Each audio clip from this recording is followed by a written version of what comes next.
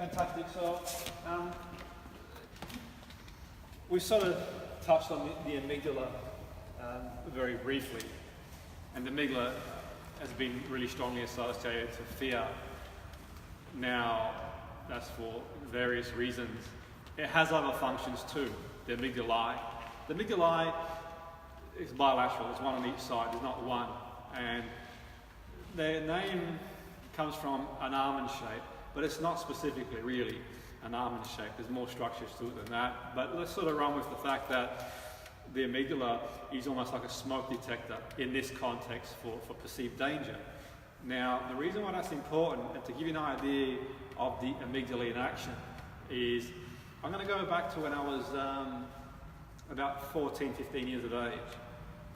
And that's a long time ago, by the way. And I was walking, I used to get a bus from school to where I lived every day, but sometimes I would walk. It was about a 2-mile walk. It was a nice summer's day, not too warm, and just, you know, a nice day for a walk one day. So I'm going to walk home from school. And I walked home with my friend, and I left my friend where he was on the way, because he lived on the way to my house. Once I passed his house, I carried on walking a few hundred yards, and there was a guy sitting outside his house with what looked like an axe. And he was sort of started pointing what looked like an axe at me. And he kind of ran towards me shouting and screaming. And the ordeal went for about 30 seconds. And I sort of was kind of gobsmacked. I didn't know what to do as you do. What do I do here? As one does. But then he's retreated. Looking back on it now, without drawing any conclusions, it obviously had some sort of, problems. The underlying, and so, but anyway, cutting a long story short, I went home and sort of told, and it's not an everyday occurrence, by the way, but I'd mentioned this to the family and friends in passing, but not sort of drawing too much attention to it, as you do. I decided for the next 3 or 4 days to get the bus back. I thought it was probably a wise thing not to walk back through there again. And on about the 3rd or 4th day, I decided to walk again. As I walked, and I got to the house where he was. He wasn't there, but I could see him. I could hear him, I could feel his presence, even though he wasn't there. And the reason being is that's the amygdala in action. It sort of took a record of what had happened. And the reason why the amygdala does that is, obviously, survival is instinctive. It's a way for us to aversive action from danger. So I try to talk myself out of being afraid or what else I could do. So I came up with, and you've probably been through a situation before when you experienced, I'm going to call it mild, probably not so mild trauma in that situation, but we experienced sort of a mild negative experience. Even that experience, you have that situation where you kind of try and talk yourself, I should have done this, and I kept telling myself I should have confronted him, I should have shouted back at him, I could have tackled him, should have sprinted. All these permutations were going through my head. And I'm thinking, what should I have done? And had you heard that before? You run over and over again. And even though I wanted to stop myself, the logical brain wants to stop. It's a bit like saying, you see like ice cream and you don't want to eat it, but then you decide to eat it compulsively. Or you might have feelings for someone you shouldn't have feelings for. Logically, I shouldn't have feelings for this person, but you do. So a little bit different to that, but equally in saying that the way the brain's primed is to keep us away from danger. And that's, in a nutshell, the amygdala in action. Now, trauma and PTSD is when it becomes pathological. Okay, it wasn't pathological for me. It didn't stop me. Albeit I brought it up 30-something years later. I'm okay, I'm not scarred in that sense. But equally, one thing to think about trauma is trauma doesn't discriminate. It doesn't matter how big you are, how strong you are, how tough you are. We've all got pretty much similar central nervous system to react in similar ways. So from a trauma perspective, it's irrelevant how perceptually strong you might think you might be.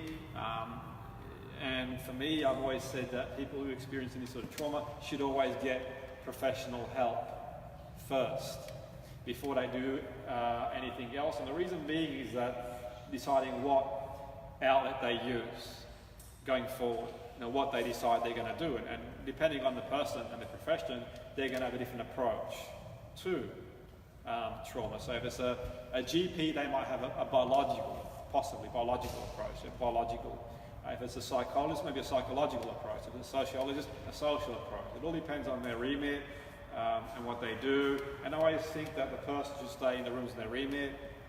That's why I wouldn't discard anybody else's approach. I don't think anyone knows enough to know that this is going to work, this won't work. It's sometimes a process of elimination. And one of the things I've always said that with mindfulness, as great as it is mindfulness, one thing that I found when I used to work in care homes with young people in education, and I introduced mindfulness to a lot of them back in the day when no one knew what mindfulness was. And they used to sort of crave me getting them, or suggesting they sit down and just be at one. But I was also mindful to see what their reaction was. And the reason being is that trauma can be fighting in a war, trauma can be domestic violence, trauma can be abandonment as a child.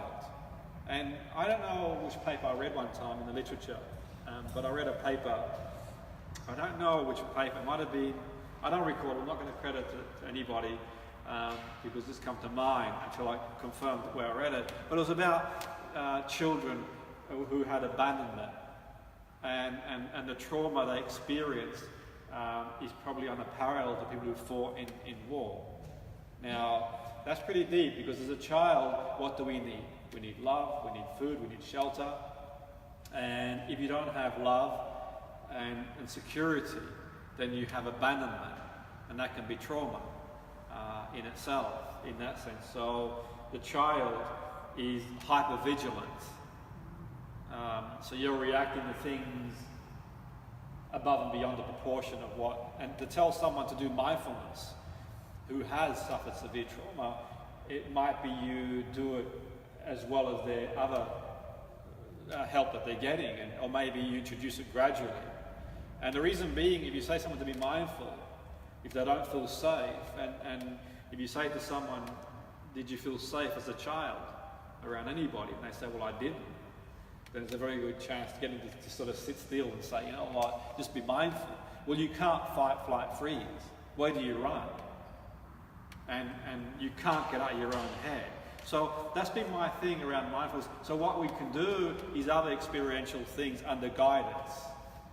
And the other experiential things we can do, we know yoga is quite useful.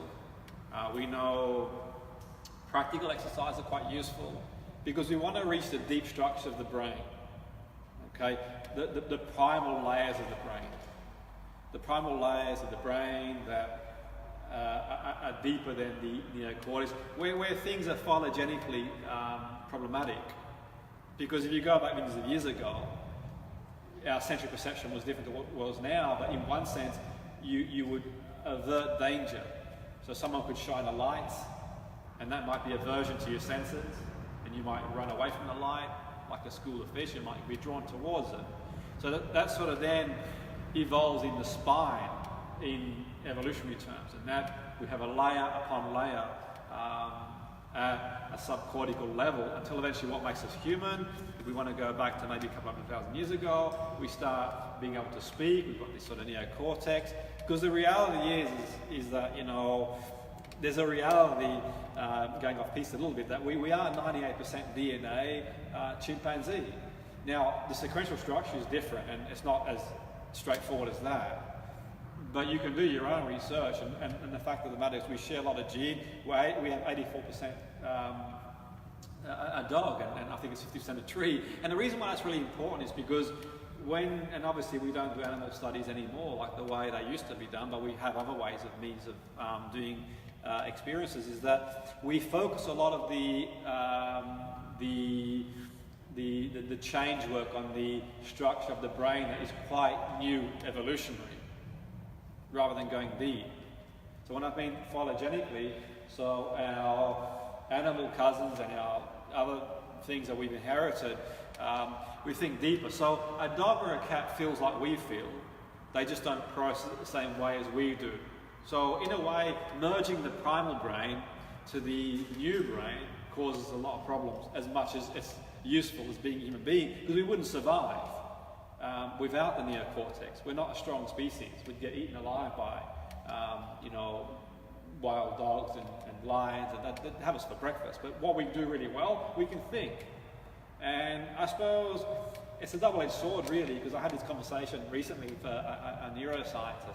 And I said to her, I said, in one way I'm worried sometimes, because I think, okay, we've got this sort of 98%, chimpanzee DNA, and it's a bit frightening, really, because when you think about, we've got these nuclear weapons and all this sort of stuff, and that's the sort of worrying thing sometimes. But in saying that, I hold a lot of hope, because I think, there's an evolutionary prospect that, look at the difference between us and the chimpanzee. We can 10,000 words, they can speak 50 words, we can build these structures, we can do so many wonderful things in one respect, and think of a being that's maybe 2% more than what we are. And maybe that might be the evolution of empathy, of love and compassion, and if we can sort of get to that place, we'll sort of definitely move forward and realise that all these silly squabbles that we have, if you want to call them sort of on a big scale, are they really taking us forward? Do we really want to not start investing our time and energy in creating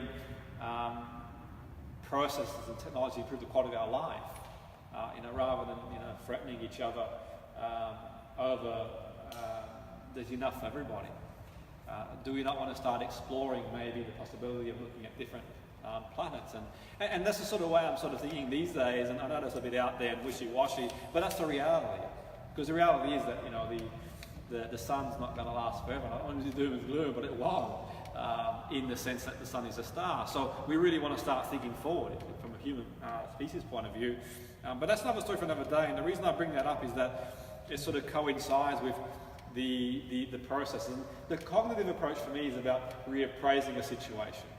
Because I saw that situation as a 15-year-old, but now I'm older than that, and I can carry on appraising in the same way, but I can change.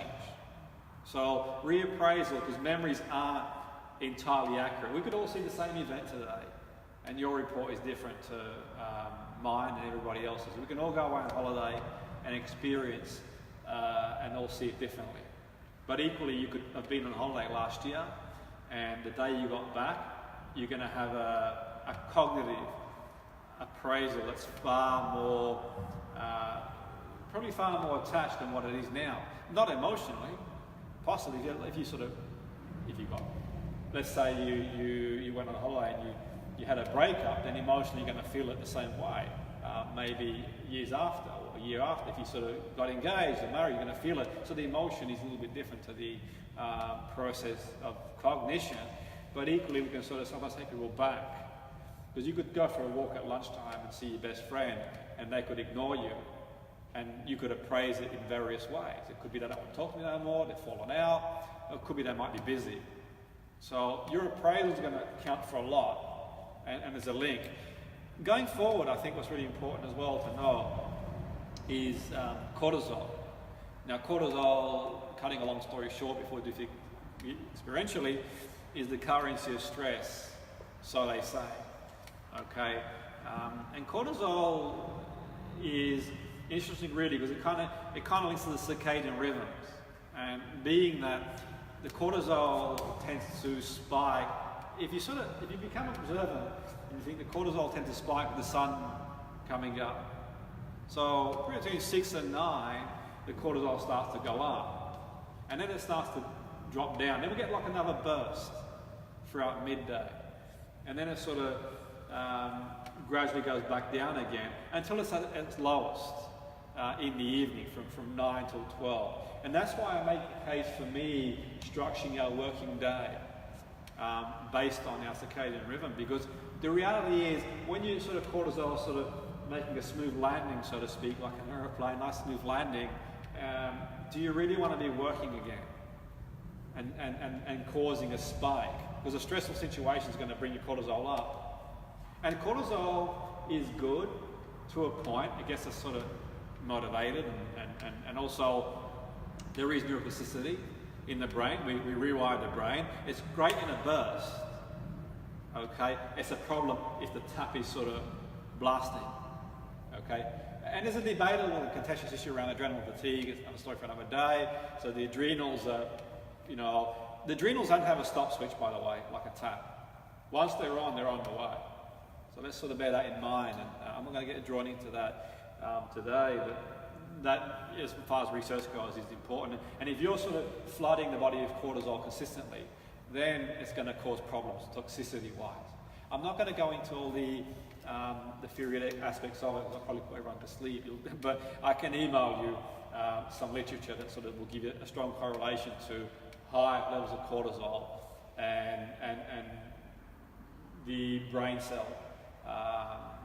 From a brain cell point of view, causing death of brain cell potentially, because you've got this sort of flood, and then you've got like a biological reaction. And I can sort of email literature that'll sort of clear that up. So I suppose the long and short of it is, going back to plain English again, is when you're really stressed and you seem to pick up every damn infection there is going. If you've ever been in that situation before, you've got assignments, you've got work, and one of the reasons for that is because the body all of a sudden is dealing with what's pressing. So chronic stress, for example, causes toxicity, but chronic stress, the body is dealing with that sort of stressful response, the elevated levels of cortisol, the toxic in the body, and then all of a sudden these sort of little viruses can creep in because the immune system is compromised. Okay, to a point, and then that's one hypothesis, and I'm not certainly professing to be a medical expert, because I'm not. I do with the mind, but it is something to sort of take into consideration. So really, we want to sort of think, can we structure our day better? It's not the Industrial Revolution no more. We can change things now. We've got cars, we've got computers, we've got technology. Let's embrace it. Let's have a break in the afternoon. Let's, in the evening, maybe segregate the way you work during the day. Maybe when your cortisol levels are low, you might want to pick up the stressful work that you do, because you're in a better place to handle it. You probably don't want to do stressful work at about 9, 10 in the morning, at peak, because you're probably going to go through the roof. So there are things to think about. Do you really want to be answering emails at 11 o'clock at night when your cortisol levels are down and spike them up again? And the reason I say that is because when I'll go into more, because yeah. You suggest that 9 to 10 in the morning is good for stressful work.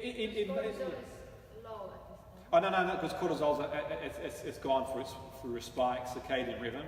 So I think about 9, 10 in the morning is probably not a good time to do stressful work, because you've already your cortisol levels already up. Yeah. It's high in the morning. Yeah, 6 till 9. Yeah. Think sun going up. And that's when it sort of starts to spike at its highest. 9 to 10? Probably about 6 o'clock until about 9.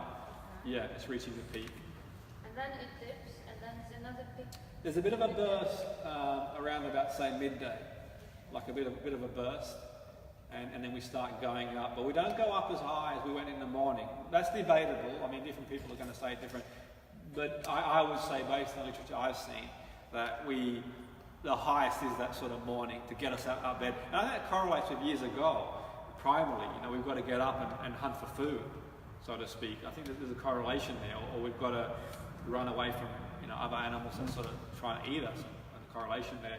And then there's a correlation between the night and day. So at night you can rest, because at night you're less in danger. Other animals, unless they're nocturnal, can't see you.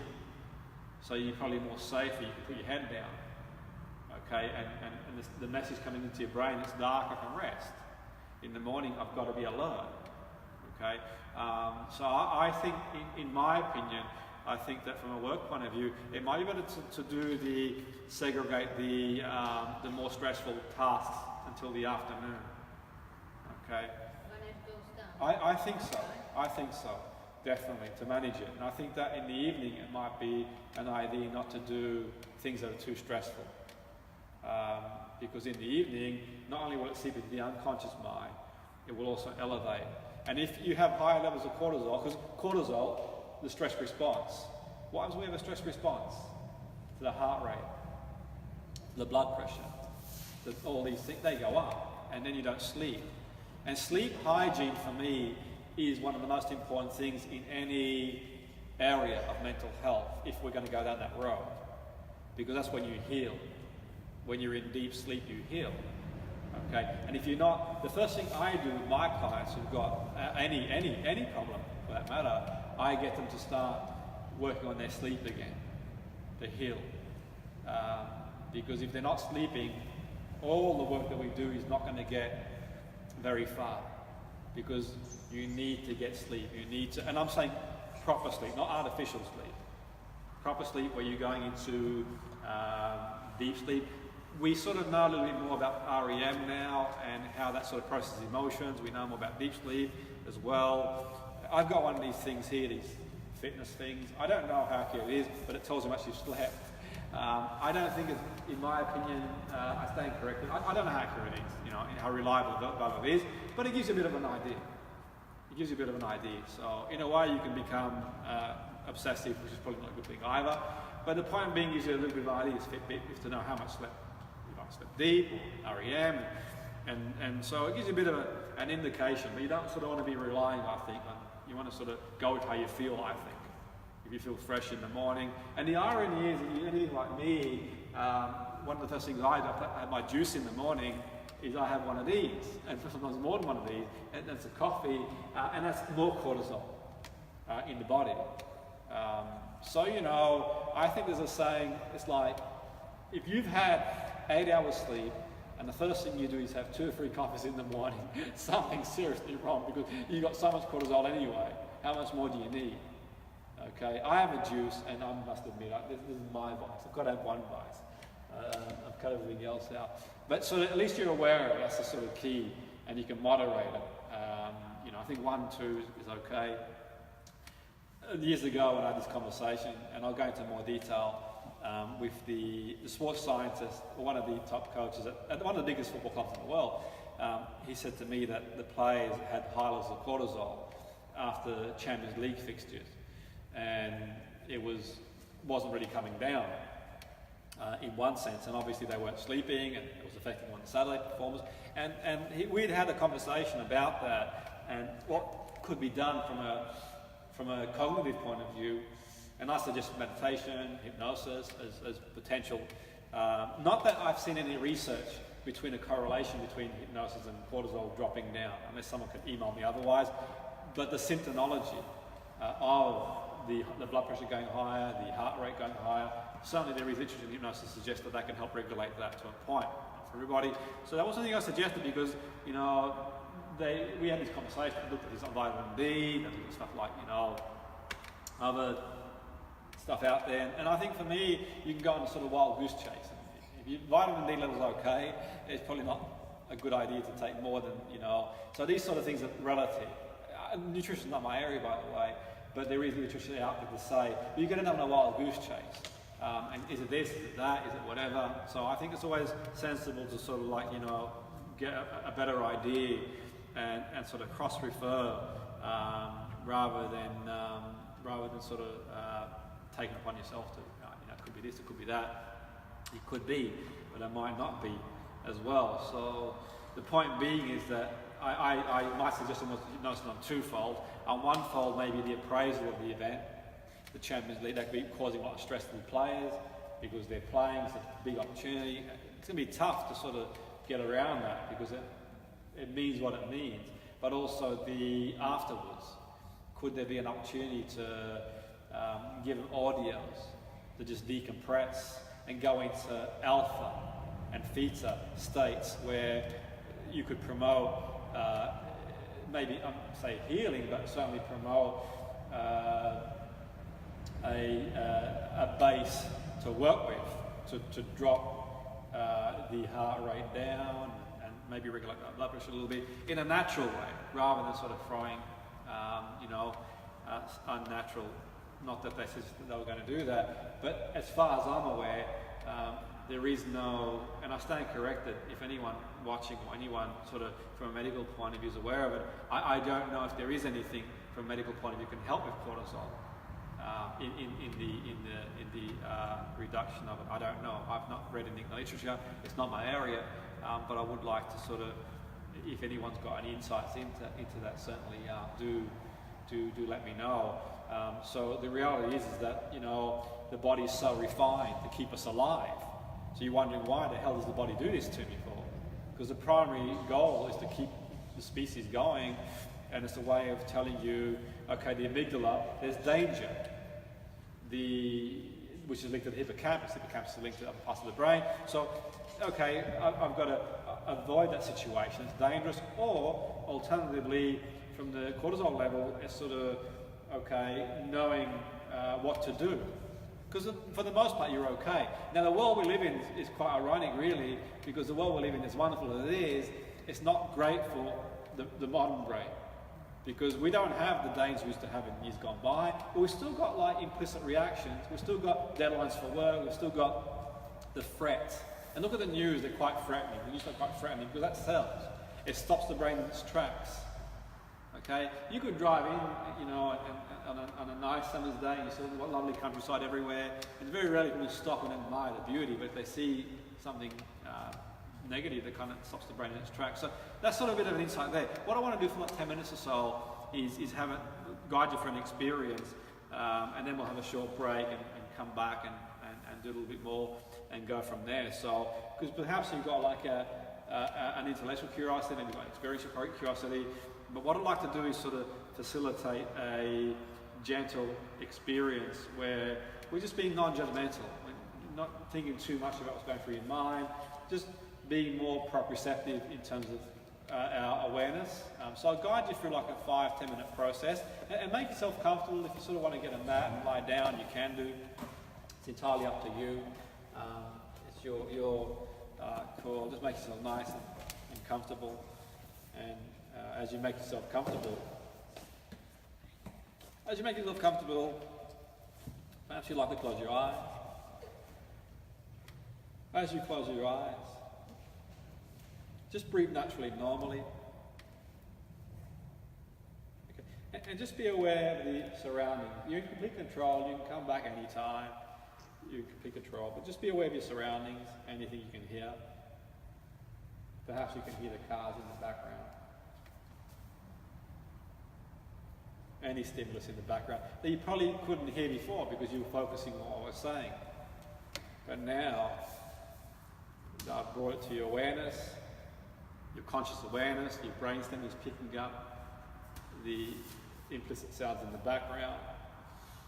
And as you do that,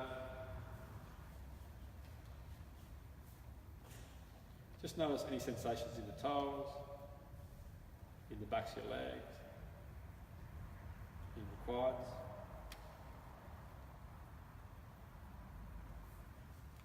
Just breathing naturally, normally. Just feeling your toes, your quads, thighs, any sensations in your arms, your neck.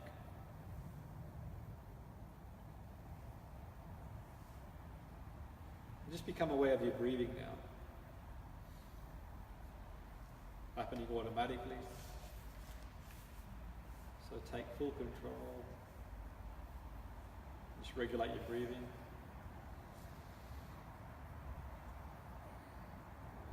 Perhaps you want to breathe a little bit deeper through your stomach and just let the nervous system relax.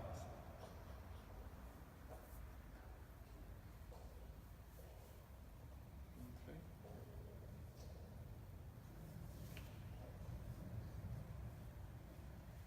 And any thoughts that come through your mind, just let them run through a production line. Just imagine your thoughts flowing down the river, and as they flow down the river or down the production line, just being in the moment, being in the here and now. The here and now is the only moment we have. So you can sort of empty all your thoughts into a bag and pick them up in 5 minutes if you wish to. But for now, just let yourself go and just experience being in the moment, the beauty of being in the moment. So what's happened in the past has happened. What you have to do in the future, you can pick up at the appropriate time. For now, just really experiencing them now. Really being in the moment and really focusing on your breathing. How it happens automatically.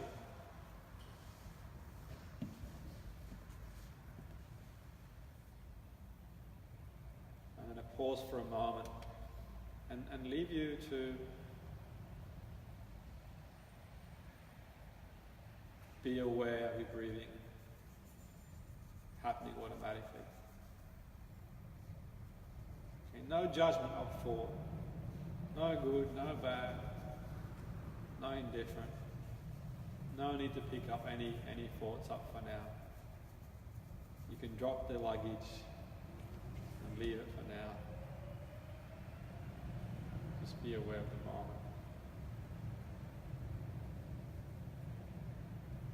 And we can focus on our breathing for a minute.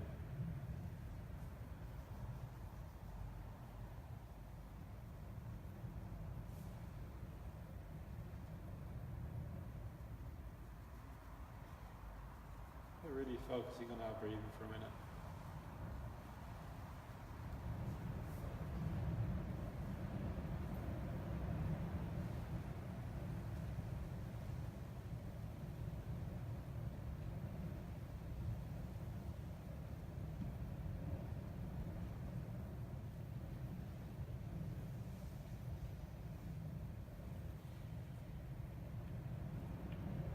Okay, another 15 seconds, we'll just focus on our breathing.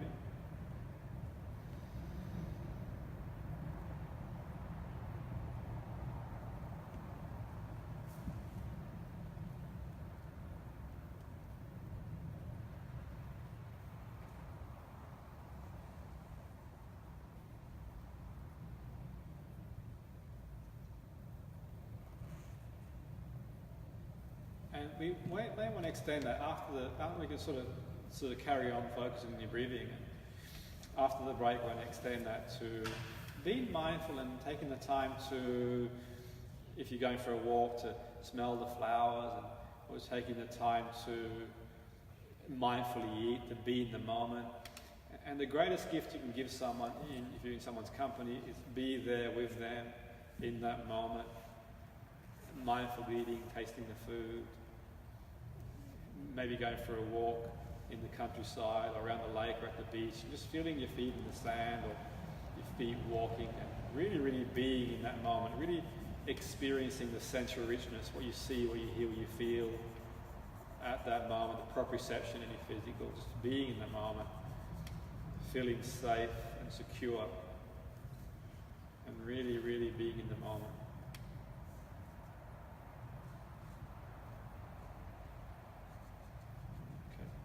So in your own time, in your own pace, you can come back to the here and now if you want to. Okay. Before we break, we'll have a short break and we'll sort of do a lot more interactive stuff. Does anyone in the group have some time out? Did anyone actually practice mindfulness, or how do you feel to be able to sit there, non-judgment? How do you find it easy, hard? I don't often find it easy. I tend to listen to stuff on YouTube or stuff like that to help me to do it. Yes. So that, like you said, when you were talking through it, I find that a lot easier versus trying to sit. Yes. And brains all over the place. So. Yes. Yeah. No, that's interesting. I think that's common in people. Yeah. Anyone else? I do. I'm a teacher, and I've done it within the classroom. Wonderful. Before, Yeah. And I find that it's very difficult to get the children into that place, but I find it quite easy myself. I sometimes take time out at lunchtime and just have a few minutes. Yeah, that's a really good point. And I'm glad you made that point too, because it could be that the children may be experientially. So a child could draw and be really in the moment. Yeah. So it may not be just sitting there with their thoughts. It could be just absorbed in that sort of hypnotic state where you're just really, really enjoying the moment and being. And that's for me one of the things about mindfulness, where sometimes it's promoted that, you've got to sit there and just be. So it could be that you are in the company of one and you really are in that moment and in the conversation. It could be that you're going for a walk and you're there. You go for a walk at lunchtime, you're not at lunchtime back in the office. You're not the problems of the morning. You really are there, and that's the key to mindfulness, isn't it? And he teaches me a lot about mindfulness. Whenever I come out of the moment, I learn to sort of go back into that moment and really, really, really be and seize the moment. And that's one of the things for me, even sort of sitting there for a minute and just feeling safe and secure is a start. It doesn't have to be like a full blown out hour or 3-hour session. It can be just a minute and just elongating that and just extending that reality. So I'm going to guide you through more practical stuff. I sometimes combine yoga as well. I do some yoga movements. The irony with yoga, you want me to open that, don't you? Yeah. The irony, can I have some too? No? You want to share it with everybody? No, well there you go. You're not getting any. But the irony is that sort of with yoga, and I came across yoga many, many years ago. I used to do yoga I'm not a yoga instructor or a teacher, by the way. I'm not the leading expert in yoga. I did it because I had back problems through sport in my late teens. And when I first started yoga at the time, I was doing it for myself, and it was a different generation of yoga. It was like you'd go there, it was a whole different environment. And I'd introduced it to many footballers. I used to work with a lot of football, a lot of professional athletes, and I used to introduce yoga, and they were like, first, yeah, what's all that about? But they really enjoy it. And now a lot of top sports people, they all do yoga. A lot of them do. They love it. Because it can reach deep structures of the brain, it can be in the moment with a range of movement. And the irony is that sometimes you go to a yoga class these days, and it's like, a competition. Who can sort of do or wear whatever, and I'm like, I went to a class recently because I sort of wanted to pick up some guidance, and it was like, I turned up, was like, it was almost like a competition as to who's wearing what and who's doing what. And that's not every class undermining people, but it can be daunting, I think, in certain situations. And I was thinking to myself, you know what, it can be intrusive to the point where you don't feel comfortable. So I think them sort of things that, deciding on a class that works for you. I mean, here, it's great. I saw the yoga class going on here, and it was a wonderful place to be. I'm not sort of, any bias. It's the reality. It was, a really, really family atmosphere where you can go there. But I have been to yoga classes where it's like, okay, can I take the best snap for Instagram, for goodness sake, And and I'm not saying it, undermining it, and they probably get a lot out of it, but that's not. It sort of undermines yoga in the context that I think it's such a great, you work to your own pace. I don't sort of do headstands in the morning, but I do like, recline twists and stuff like that to get my back into alignment. So, and that's the thing about considering mindfulness. It's not intrusive. It's not, it's not very intrusive. You can tell the students, have a go at mindfulness. If they don't like it, then don't do it. But it's not like forcing it down their throat, so to speak. And go from there. But we'll do some stuff after the break, so I'll give you like a 5-minute break to have a stretch and grab a drink and just be mindful, and then we'll sort of come back, and we've got a couple of processes to do after the break, and we'll go from there. So yeah, so until 1:05, okay for everybody? Yeah. Thank you. Great. Cheers. Did you say you were a teacher? Yeah.